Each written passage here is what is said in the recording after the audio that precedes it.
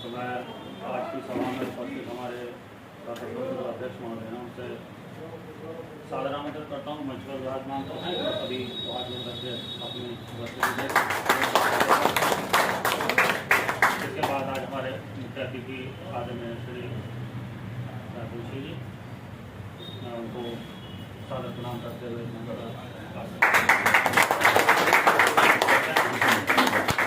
हमारे बीच हमारे नवनियुक्त इस समय हमें पहला मंच करना रहेगा।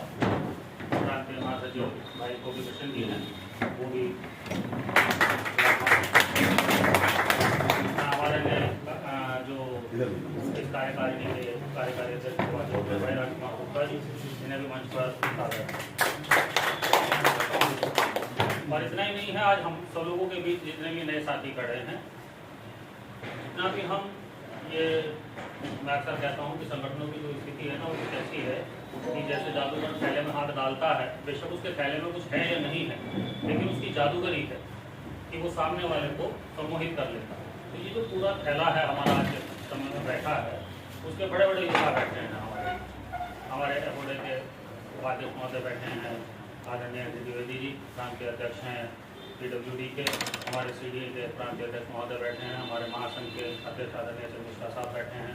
मैं आप सभी का, हमारे अन्य अतिथिगण बैठे हैं, तो मैं आप सभी का हाथ जोड़कर के हार्दिक अभिनंदन और स्वागत करता हूँ इस कार्यालय में। और इस बात से हर्षित हूँ कि पानी की बोतल कहाँ गई? हाँ, ये दोनों वाले दिन और वो भी लाओ सारी। ये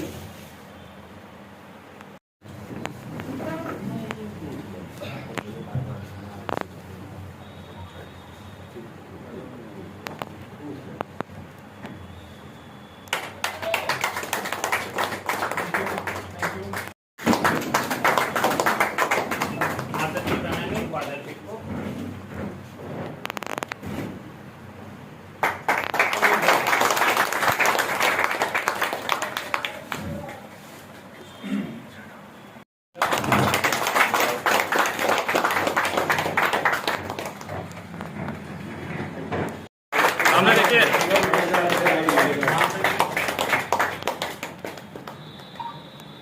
ठीक सामने।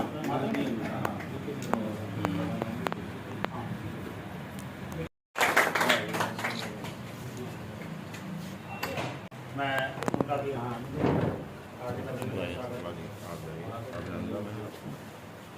दोनों ही हैं। दो माला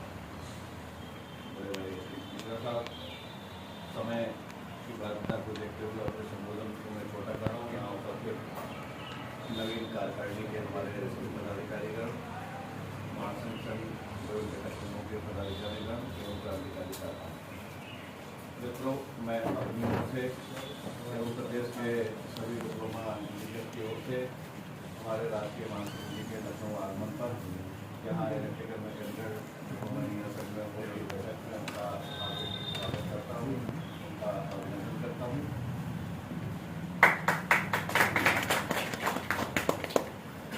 तो समय बहुत कम है, चूँकि महासंघ जी को और अन्य कार्यक्रमों में भी जाना है।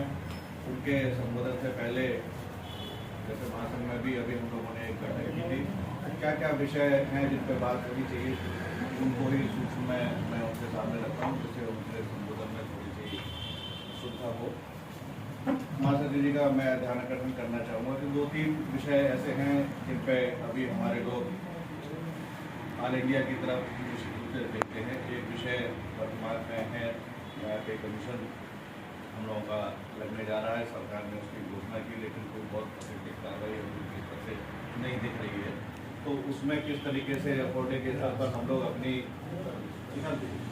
अफोर्डे के स्तर से हम लोगों की क्या तैयारी है, किस तरीके से हम लोग आगे बढ़ेंगे और उत्तर प्रदेश से हम लोगों को किस तरीके की तैयारियां उसमें करनी है कि जैसे पुराने वेतनमान में जो हम लोगों की विसंगति रही, विशेष रूप से जो ग्रेड पे 4800 हम लोग चाहते थे कि इनिशियल ग्रेड पे हम लोगों का रहे, और वो चूँकि सेंट्रल गवर्नमेंट में जो पे कमीशन रहा उसकी जो रिकमेंडेशन नहीं, और हम लोग जानते हैं देखते हैं कि उसी के अनुरूप स्टेट गवर्नमेंट में भी उसी तरीके की रिकमेंडेशन आती है। तो अगर सेंटर में अच्छा प्रयास हम लोग सामूहिक रूप से अफोर्डे के स्तर से और हम सभी लोग घटक संघ है तमाम प्रदेशों के, वो सब मिलकर अगर सेंटर से एक अच्छा पे कमीशन की रिपोर्ट लेने में अगर हम लोग सफल हो गए तो निश्चित रूप से सभी सेंट्रल गवर्नमेंट के कर्मचारियों के साथ साथ स्टेट में भी हम लोग उसमें सफलता प्राप्त करेंगे। एक पुरानी पेंशन का विषय है जिसमें हमारे नए साथी जो हैं और जो पुराने भी हमारे साथी हैं, जो सरकार ने अभी एक विधेयक पास किया जिसमें भी तो पुराने लोगों की पेंशन प्रभावित करने का अधिकार उन्होंने अपने पास ले लिया। ये सारी